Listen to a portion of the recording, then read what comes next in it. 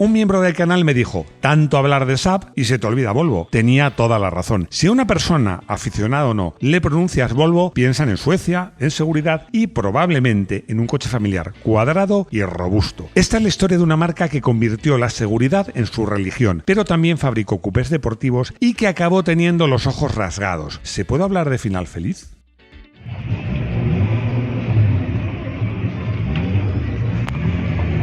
Bienvenidos a Garaje Hermético. Enciérrate con nosotros.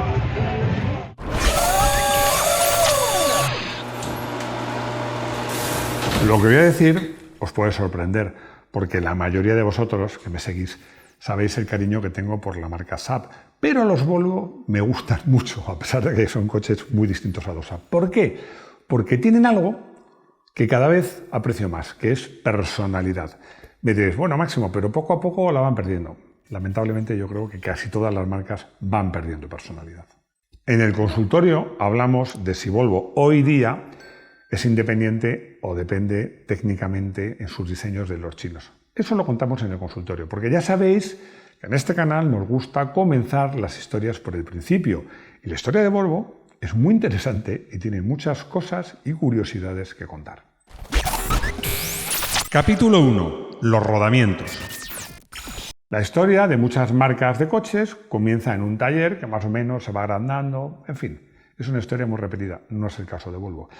Volvo nace porque en Gotemburgo, en Suecia, está erradicada todavía, una empresa que se llama SKF, es famosísima, de rodamientos. Es, no voy a decir el mayor, pero de los mayores fabricantes del mundo. Y dos de sus empleados, un economista que era Asar Gabrielsson y un ingeniero, Gustav Larsson, compartían una pasión común, los automóviles.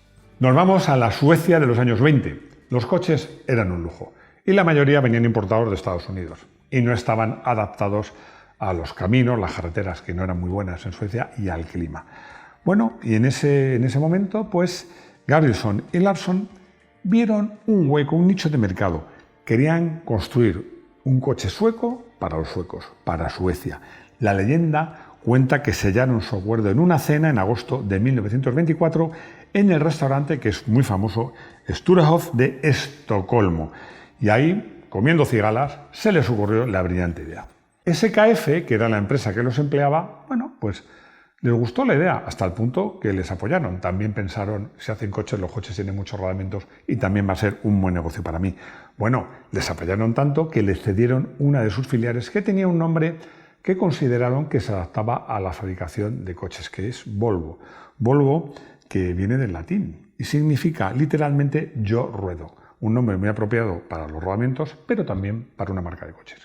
El 14 de abril de 1927, el primer Volvo sale de fábrica.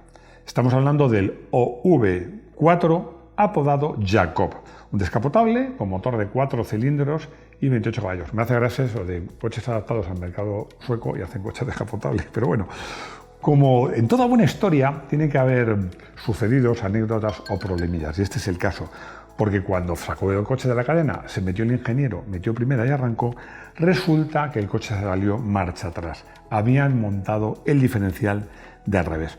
Un pequeño traspiés que solucionaron, pero que hoy es una de las anécdotas, digamos, fundacionales de la marca. Ese primer Jacob seguía la filosofía de Volvo, que esta frase le voy a leer literalmente porque me gusta. Los coches son conducidos por personas, por lo tanto, el principio que debe guiar todo lo que hacemos es y debe seguir siendo la seguridad. Y no era marketing, era sencillamente una obsesión que tuvo Volvo desde su nacimiento por la seguridad. Capítulo 2. La religión de la seguridad. Hablar de Volvo es hablar de seguridad, pero además con propuestas concretas, porque otras marcas, ya entramos en los años 40 y 50, pues se preocupaban de aumentar la potencia, las prestaciones, pero Volvo no. Volvo ya pensaba en sus diseños de cómo podían sobrevivir los pasajeros del coche en caso de un accidente. En 1944, su modelo PV444 ya introdujo una jaula de seguridad, eran refuerzos a lo largo que rodeaban todo el habitáculo, y el parabrisas de vidrio laminado. Aquí voy a explicar rápidamente. Antes llevaban cristales que cuando se rompían, pues los propios cristales en trozos muy grandes cortaban a las personas. El parabrisas laminado es un parabrisas que no se rompía dejando piezas grandes de cristal que pudieran cortar. Fue un hito muy importante para la seguridad. Luego en los 50 ya experimentaron con tableros acolchados para reducir las lesiones en caso de choque. Pero el momento que cambió el mundo del automóvil y lo cambió todo llegó en 1959. En ese año Volvo contrata al ingeniero Niels Bohlin, que había trabajado en Saab, pero no en los coches, en los aviones. Era responsable de diseñar los asientos eyectables. Ya sabéis, cuando en un Alcázar se ven problemas, da un botón, ¡pum!, sale el asiento como un paracaídas. Él sabía cómo sujetar a una persona a un asiento. Y en menos de un año, pues Bohlin desarrolló y patentó el cinturón de seguridad de 3 puntos de anclaje. Y aquí llegamos a una parte interesante de la historia de Volvo, porque Volvo hizo algo impensable.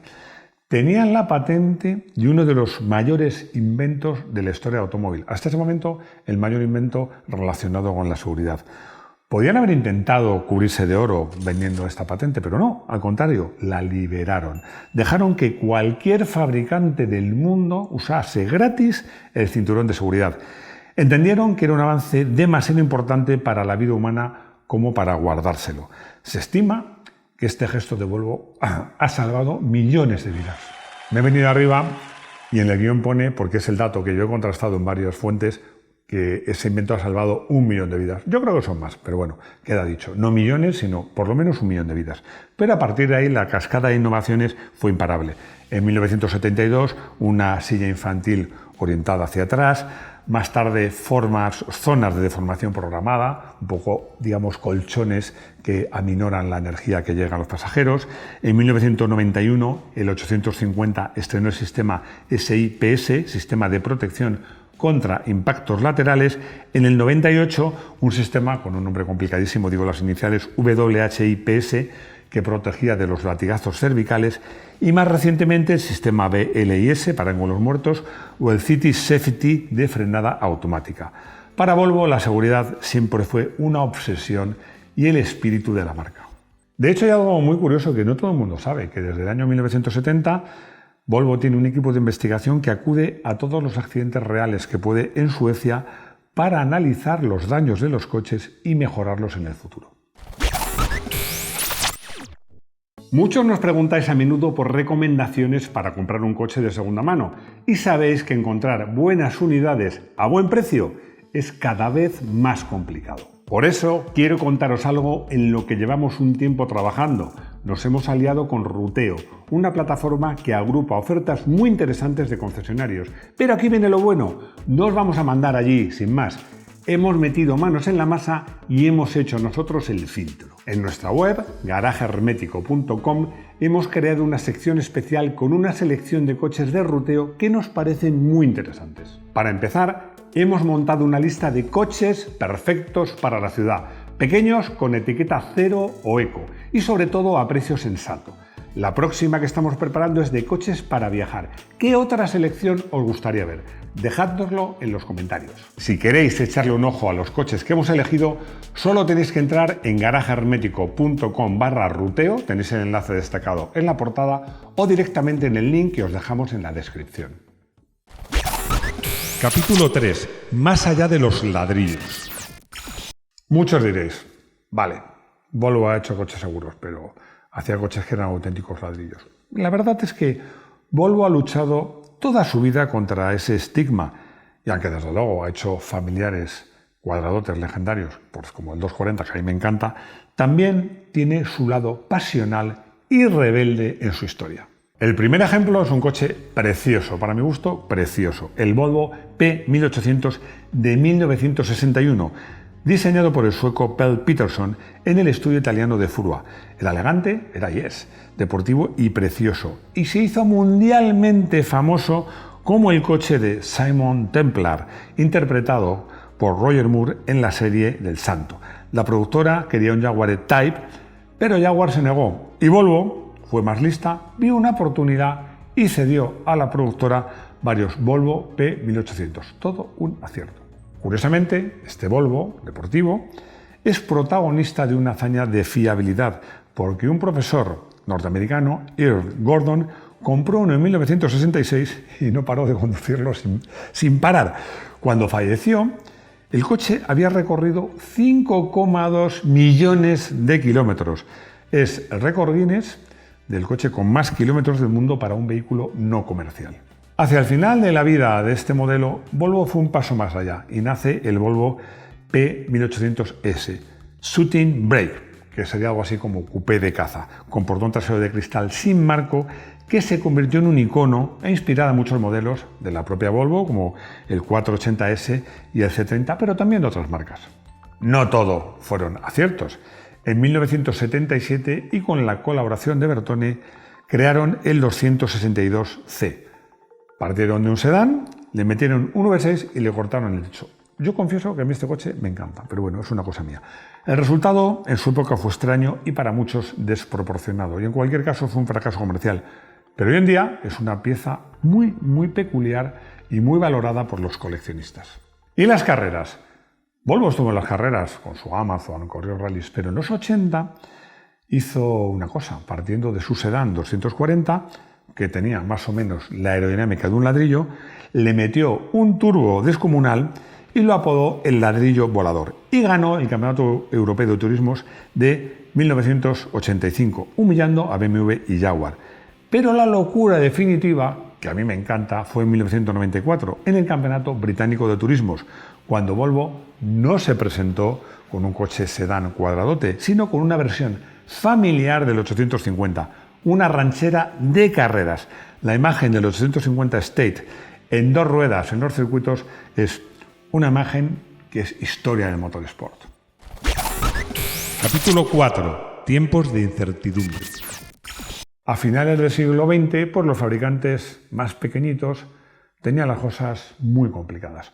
Volvo buscó un socio más grande. Hubo un intento fallido con Renault y Volvo siguió buscando un socio todavía más grande que Renault. Y lo encontró.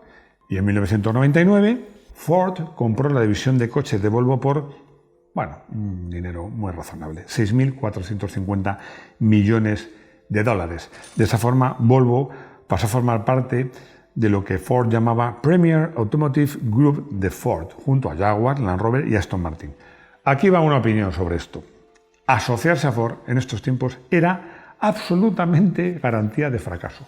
Lo cierto es que, siendo justos, esa época de Ford en Volvo tuvo luces y sombras.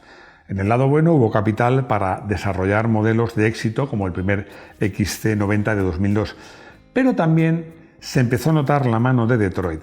Se compartían plataformas con Ford, por ejemplo, el S40 usaba la misma que el Ford Focus. Muchos puristas sentían que el carácter, esa personalidad de la que hablaba de Volvo, se estaba diluyendo. ¿No suena esto al famoso Jaguar Mondeo? Más de lo mismo. Y entonces llegó la crisis financiera de 2008 y Ford empezó a vender sus marcas premium.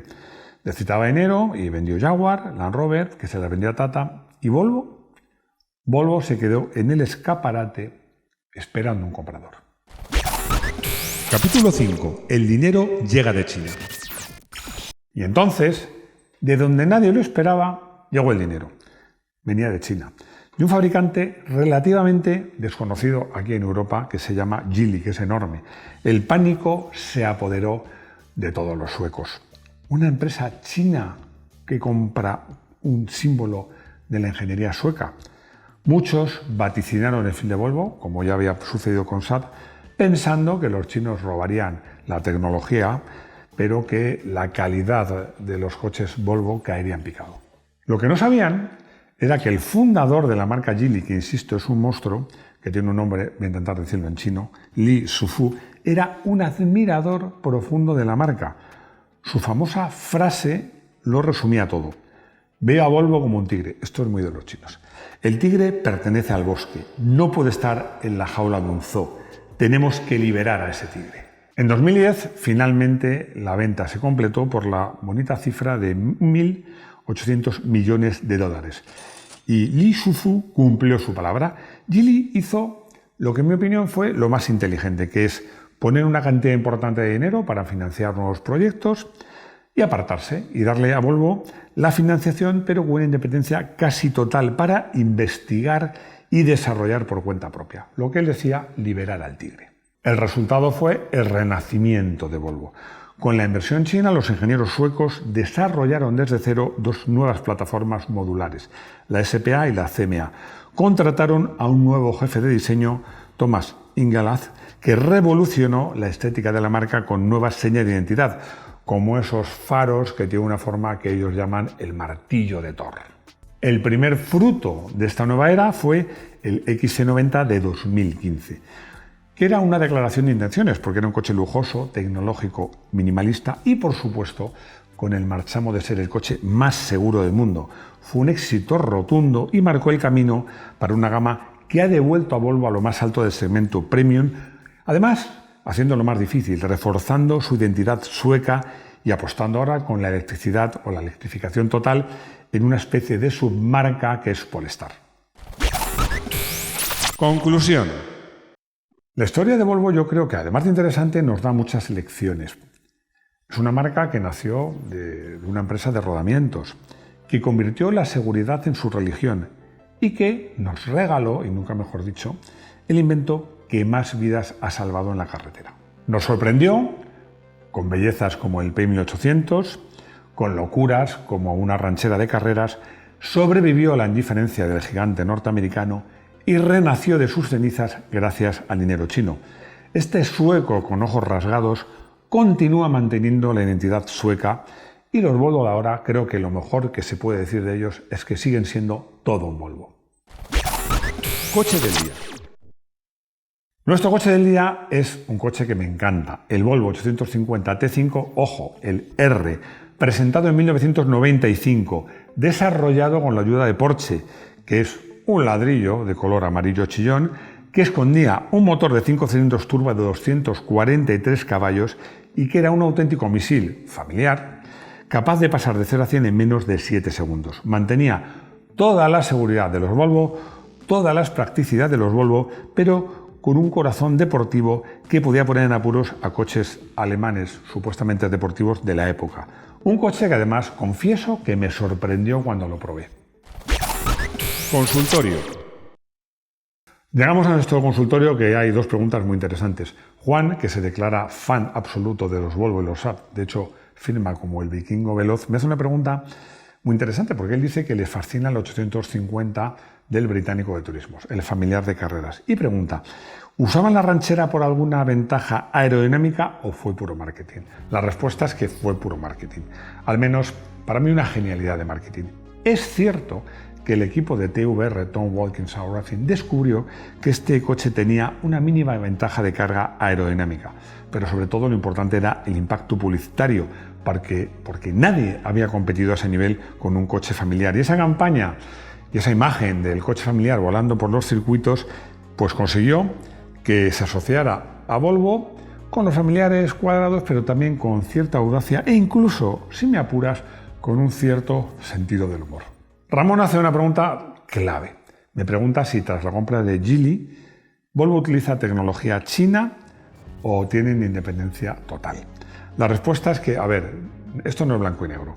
La ingeniería y el diseño hoy por hoy parece que se deciden al 100% en Suecia.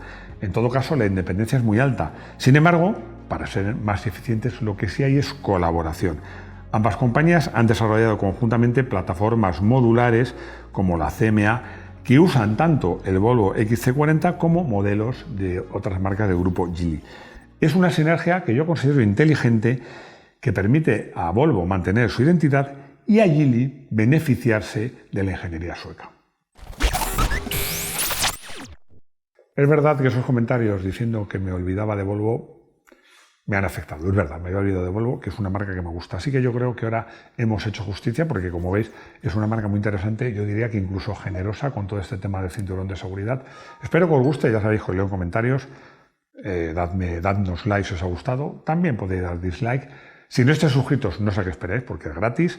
Si queréis ser miembro del canal y ayudarnos mejor todavía, compartir el vídeo. Y lo más importante, ojo, martes, jueves y domingo nos vemos aquí, en Garaje Hermético. Hasta pronto.